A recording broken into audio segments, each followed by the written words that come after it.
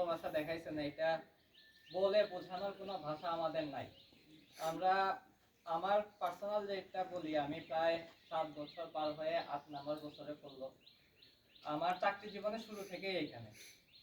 আমি এই 7 বছর পার করতে পারছি একমাত্র আপনাদের ভালোবাসায়। যদি আপনাদের ওই রকম ভালোবাসা না থাকতো হয়তো আমি এখানে থাকতে পারতাম না।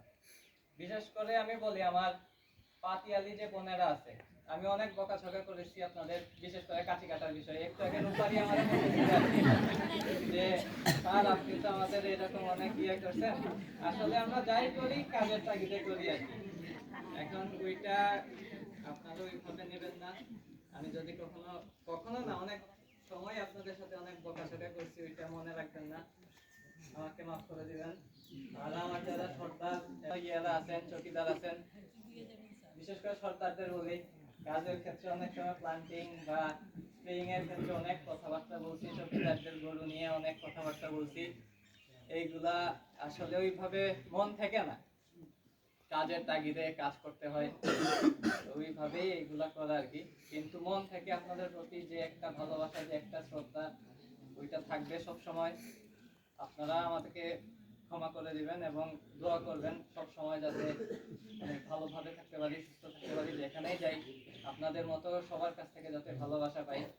আর স্টাফদের কথা কি বলবো, আমরা জয়েন করার পর থেকে ওনারা যেইভাবে আমাকে সাপোর্ট করছে, সবকিছু একবারে শূন্য থেকে, আমি তো একবারে কিছু শিখে আসি না এখান থেকেই এসে শিখা। মোতাহের বাবু, মনসুর বাবু বা বাকি সব যারা স্টাফ আছে আমাকে এত ভালোবাসা দিয়েছে, এত স্নেহ দিয়েছে, আমি আসলে ওনাদের কাছে অনেক কৃতজ্ঞ। আপনাদের ভালোবাসা, আপনাদের ঋণ আমি কখনো শোধ করতে পারবো না। একটাই অনুরোধ, মনে কিছু রাখবেন না। হয়তো কাজের তাগিদে অনেক কথাই বলছি, অনেক সময় 2টা কথা বলছি রাগ করে, মুখ কালা করে, কিন্তু এটা কখনোই মনের কথা ছিল না। তো আশা করি এগুলো মনে রাখবেন না এবং দোয়া করবেন আমার জন্য, যে এখানেই থাকি, যাতে ভালো করতে পারি, সুস্থ থাকি। আর এটাই আর কি, দোয়া করবেন। ধন্যবাদ।